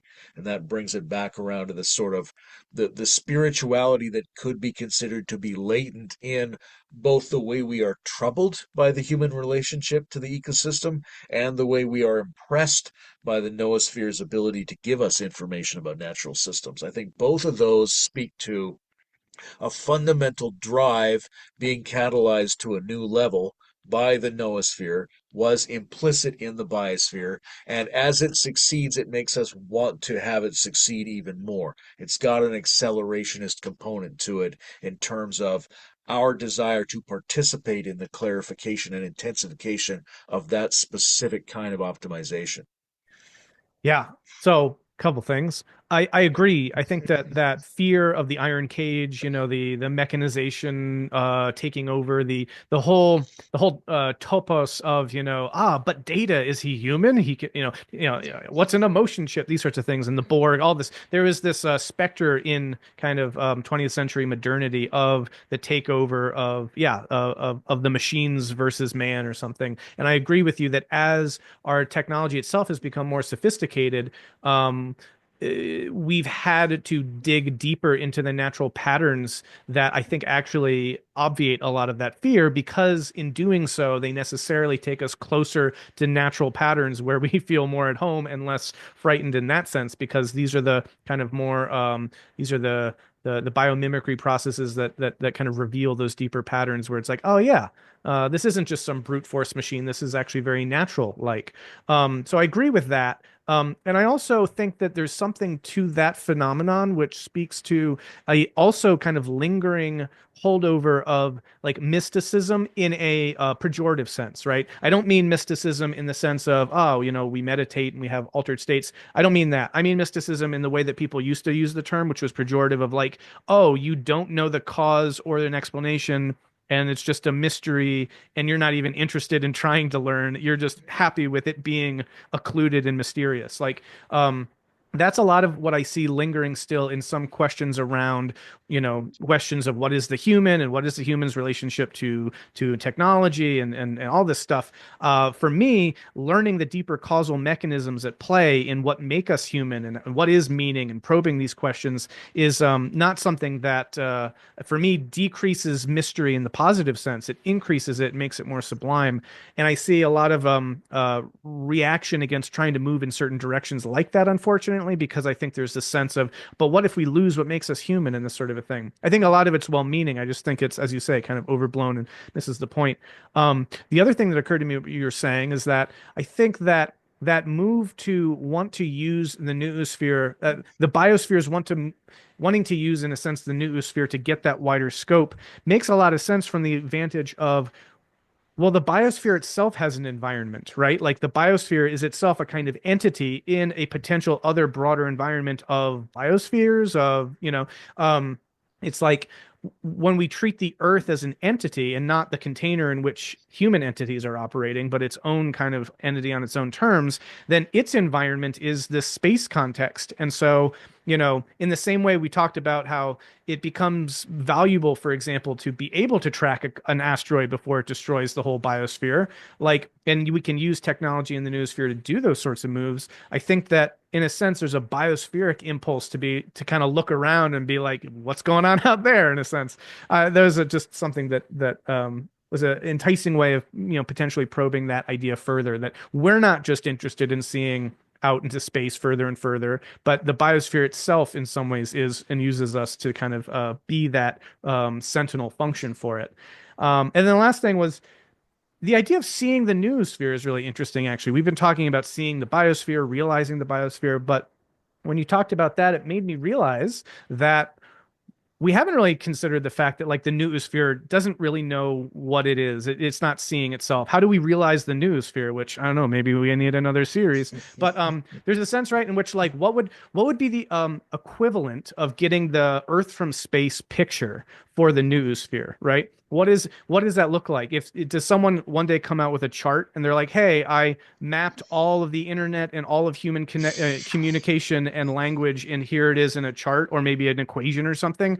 Is that I think that that's obviously that's a silly way of putting it, but I think that there might be some kind of equivalent that would be really interesting, and whether or not we're approaching that, and that's what the kind of fifth joint point means, is somehow reaching that threshold of like, oh my God, like that's us, like that we're that's an interesting prospect that came out when you were talking. Yeah, I'm imagining a scenario where, like, it's hard to imagine a cultural outcome, at least in any near term, where some model of the universe comes forward and everybody's like, oh my God, there we are. This changes everything. But it's not hard to imagine many individuals having many private and shared versions of experiences like that based on a variety of kinds of expansions of our mapping of the system, right? So this gets back to what I was saying in the first or second episode around really taking seriously the possibility that we can sacralize that when somebody uh, gets one of those ideas or receives an image from somebody else or is at home and watches a video that says, you can't believe how this new picture of multidimensional space changes everything. And you watch it, right? That there's a sacredness to that act, that you're participating in the leading edge of the biosphere's self mediation through the noosphere, right? And that we want to proliferate the number and intensity of those experiences to create a transformation in the noospheric agents that's not based on them all being converted to some monolithic new conclusion about reality, but it's based on you know, infinitesimal and incremental advancement in their personal relationship to how they, as a noospheric agent, hold these natural patterns. So there's that. I think the question of, like, I know you're very interested in, as our friend Greg is, entity field relationships as the site of how meaningful information enables viability for systems that are both holding and transforming. What is the environment that the noosphere exists in? What's its field, right? Is it a community of biospheres? That may well be the case. And it may be the case that those biospheres do not exist yet, or maybe they do. There's been a lot of time in the universe so far. Is it um, some greater version of the cosmos that's much more informationally rich than we've given it credit for? If it's a plasma cosmology, if there are quantum informational entanglements, if there's a version of the cosmos that's uh, much more of a mutual ecology than we have hitherto been able to realize because it operates at dimensional scales beyond 3 or 4 or 5 or whatever we've been mostly playing in. That's an interesting option. The other one is the heliosphere, right? And this is where I go sort of down the Gurdjieffian pathway or something like that, is our biosphere definitely exists inside the solar system, which, if you look from the outside, is like the sun's sphere. The sun's energy radiates out through this whole thing. Is that normal? It'd be pretty hard to imagine a biosphere that doesn't exist in something like a heliosphere. And what then is the biosphere heliosphere relationship? What types of informational exchange and energetic exchange are meaningful for the viability of a biosphere in a solar system? These are really intriguing questions that come forward. Yeah.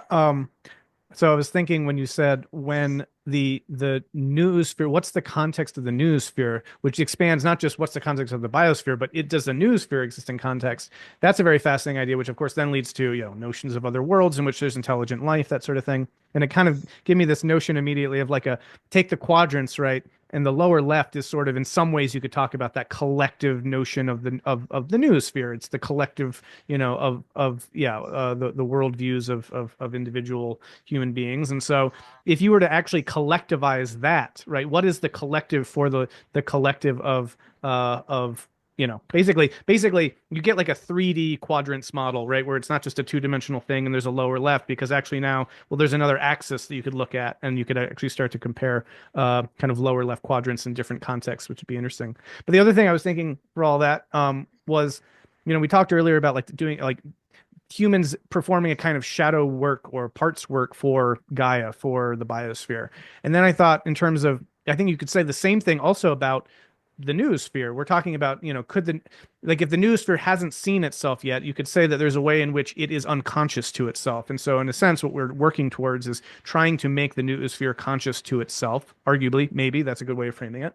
Um, and if that's true, then we could be, while we're organs in the sense of the biosphere performing a certain function, we're also more immediately invested in our own noospheric activity that is maybe performing a similar function for something that does not yet fully actually exist in the same way that the biosphere does. We can look around and see the biosphere, and we can render more and more of that conscious into the noosphere, but maybe the noosphere is just a nascent, inchoate sort of layer that we're increasingly bringing to potential self-awareness or self-conscious or self-reflection. And again, like what does that look like when that gets realized? Is this fifth joint point stuff, that sort of thing? Um, I want to though begin to draw to a close. We can touch on a number of things, but if you wanted to say anything about that, then we can, I, yeah, well, no, let me leave that so that we can move toward an end and also touch on Jared's queries yeah. around anthropocentrism. And it's an interesting question to me because I think we need to tease apart the narcissism from the viability of looking through the human sense-making lens. I wrote an article years ago called Croomorphism, and it was an anthropocentric critique of anthropomorphism, right? So you're like, listen, why do you think various forces in the universe have all these crow-like attributes? I mean, they walk upright, they've got two eyes, they have complex social lives, they're tool users. What is it about us that makes us imagine the rest of the forces of the universe have all these crow-like attributes?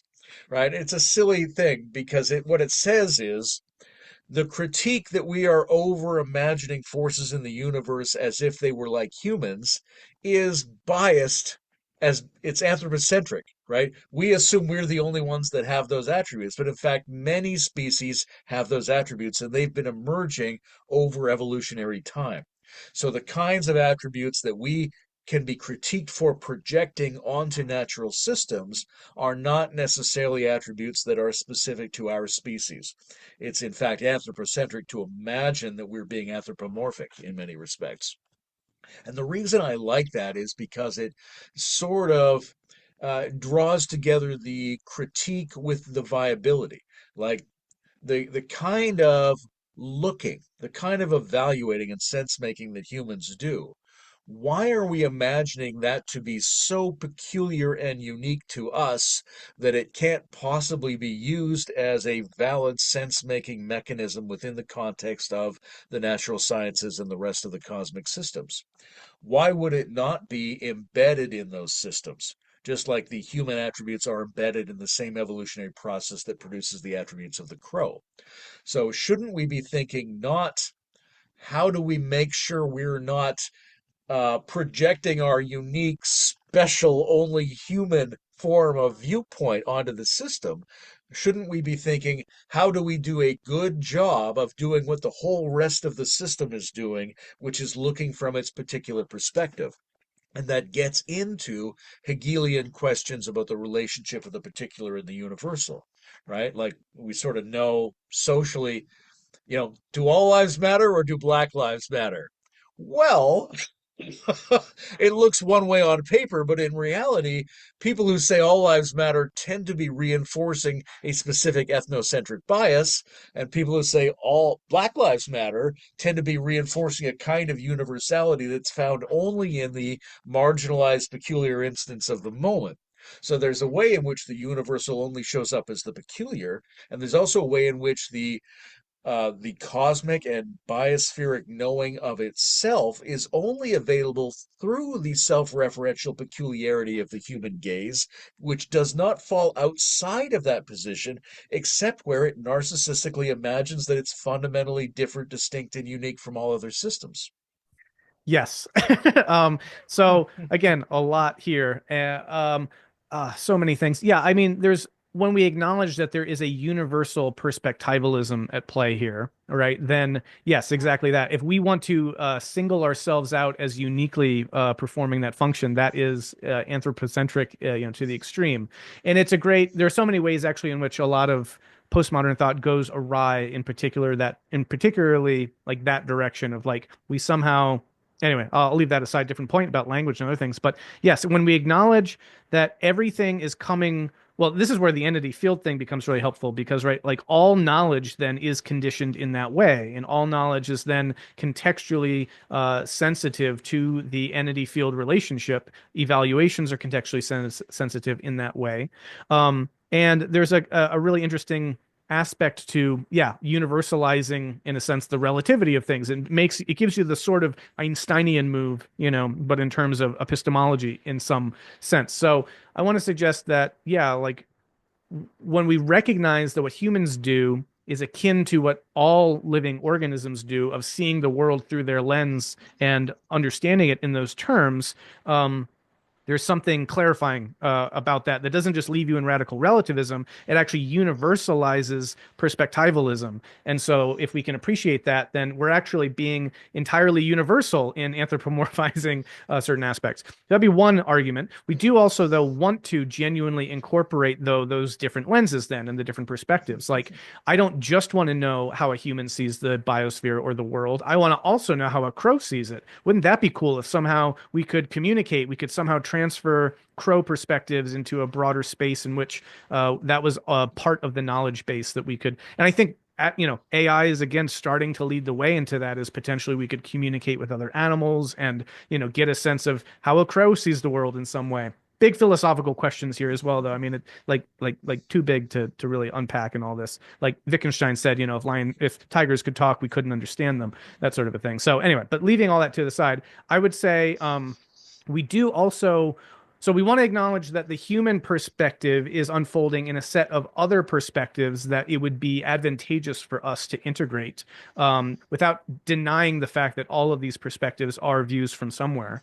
But we also want to, I think, acknowledge that some aspects of the human lens are contingent and not actually the interesting things about us, right? Like there is a path dependency towards, the emergence of Homo sapiens, that maybe some of those things are really causally significant for us being able to do the things that we do, like use language and think abstractly and whatever. But some of them are just contingent and arbitrary and not particularly salient.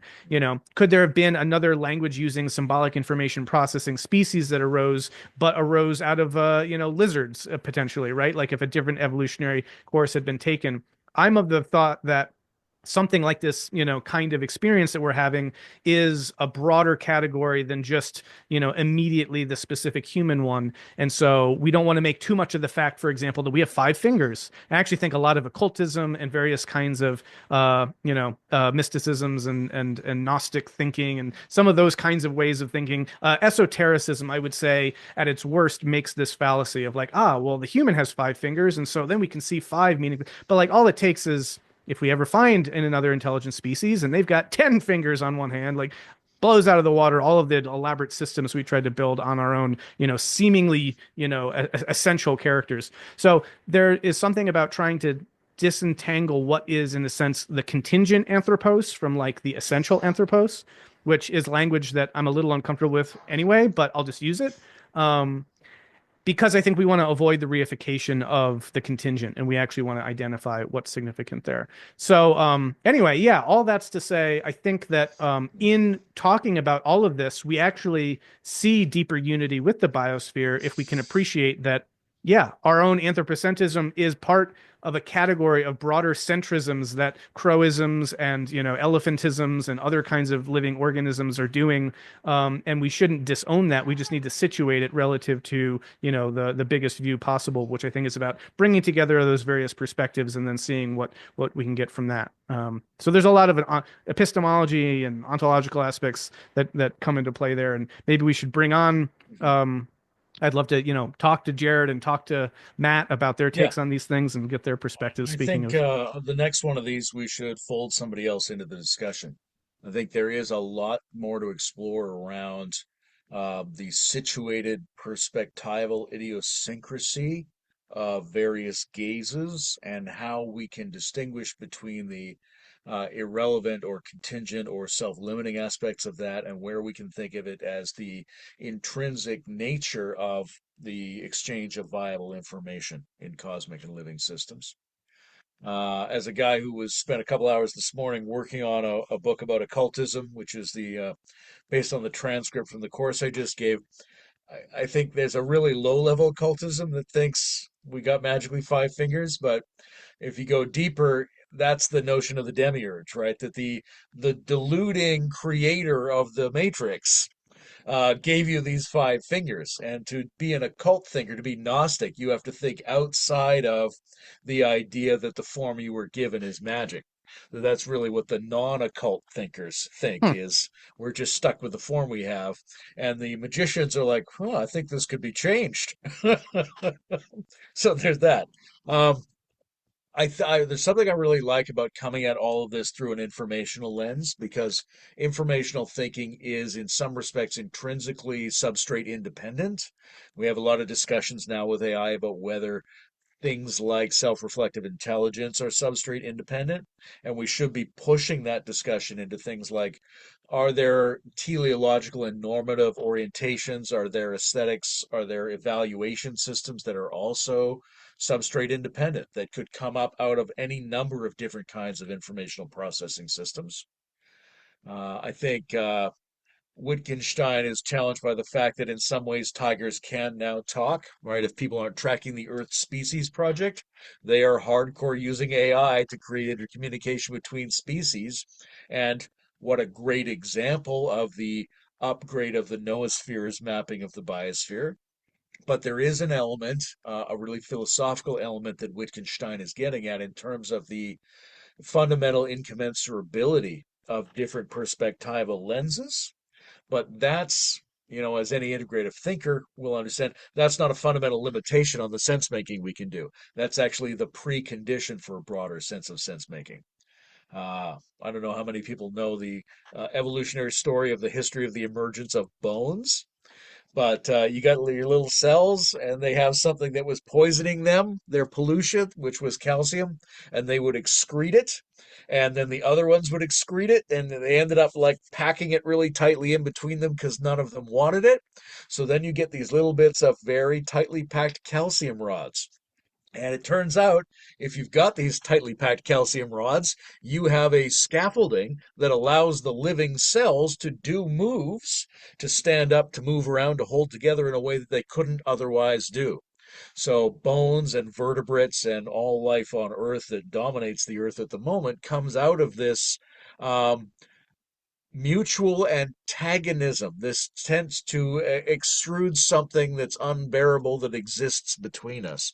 And that's the way I think about the incommensurability between perspectives. Is it's a thing that actually will operate as the coordinating and translational vector. It doesn't say we can't coordinate information. It says you have to use this thing to coordinate the information. So I think that's really important.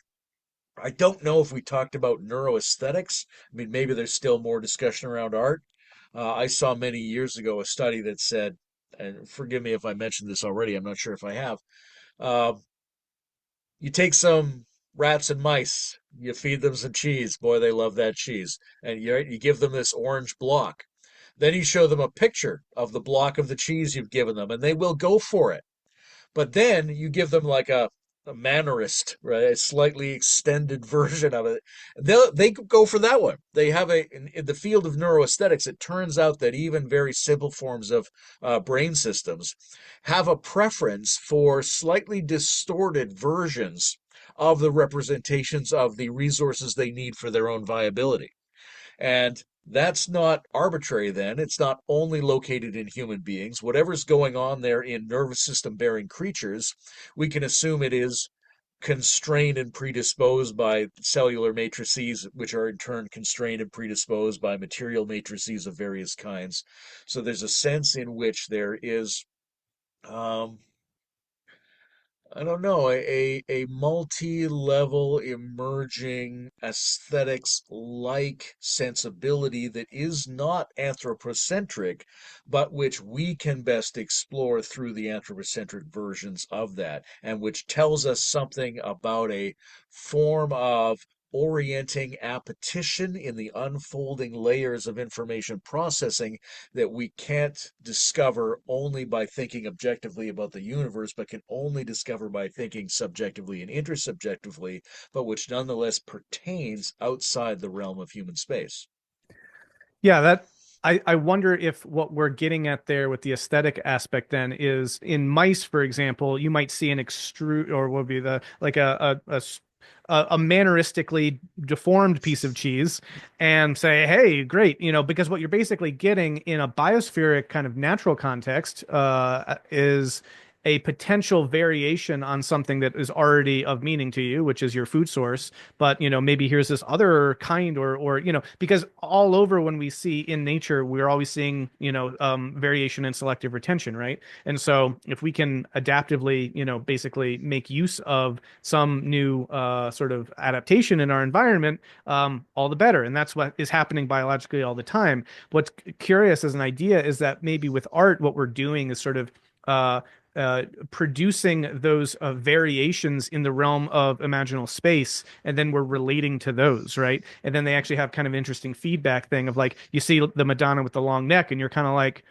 I'm kind of into that, and it's sort of like that kind of changes now your adaptability landscape a bit in a way that not didn't come out of natural evolutionary selective pressures in the sense of it happening in nature. It came out of the human imagination to throw something before human eyes and then make an evaluative assessment of. And so it's an interesting idea of then, yeah, reading aesthetic sensitivities to those kinds of dynamics because it's a continuation potentially of an evolutionary process, but through kind of the noospheric capacities that we have as humans. Interesting idea. Yeah, I mean, this touches on something we've been saying a lot today, which is um, it's maybe possible to identify a qualitative sub-trend within the unfolding of the dynamics that are moving between different emergent regimes.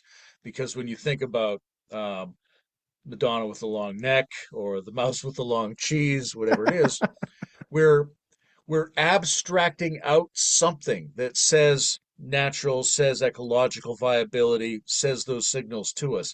But we're making it more refined, we're making it more abstract. But that's distinct from saying that what we're involved in is a general attempt to go meta on everything and make everything more abstract. Making anything more abstract and self referential is a necessary but insufficient aspect of trying to clarify which things need to be abstracted because they match with the qualitative and general interecological trend of survival and Yeah. transformation that has been existing in the cosmos. And one other thing is, I think this comes back to some of the stuff I said around naturalness, right? That naturalness is always perspectival in the same way that you have to know the inertial frame in order to calculate properly in relativity physics.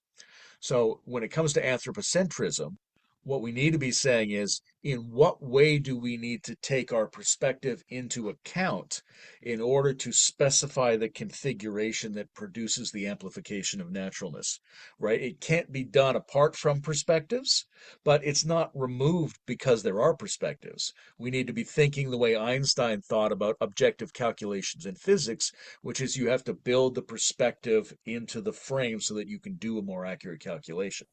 And if you can say what are the preconditions necessary for perspectival beings to do X, then you're actually able to get potentially some universal knowledge relative to perspectively framed knowledge because you're asking, what do all perspective taking creatures need to do this thing? So you're building in enough universality to the perspectivalism to get you that lens potentially. I don't know. That again, whole epistemological Okay, can of so worms there. Yeah. next time we're going to have a guest of one kind or another and make Yeah. this a three-way conversation.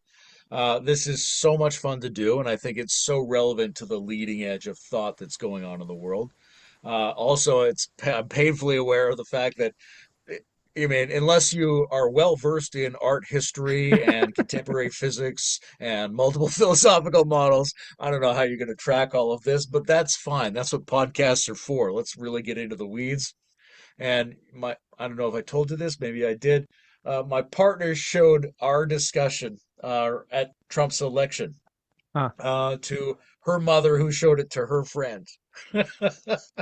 And their opinion was, I don't understand a single word they're saying. I'm not dumb, but I literally don't know anything they're talking about. And that's got to be acceptable at some point. It's got to be a source of joy. We're doing something very specific, very deep that requires a lot of pre knowledge. And if anybody's following along, God bless you. Yes. Thank you. No, yes, I'll just leave it at that. I totally agree. I mean, this is a certain kind of conversation. If you're listening to us talking about it, then you've stuck around and you know what kind of conversation it is. And if you haven't, then that's also totally fine. The internet is a wide and big place, but it's delightful, yes, to have these opportunities and to have such rare and wonderful interlocutors as yourself and great thinkers as yourself to be able to do this kind of work. And so thank you for that. And yeah, speaking of great thinkers, we'll bring on some others in the next part of this and see what that opens up. But so until then, thanks, Layman. Greatly appreciate it. Appreciate spending time with you, my friend.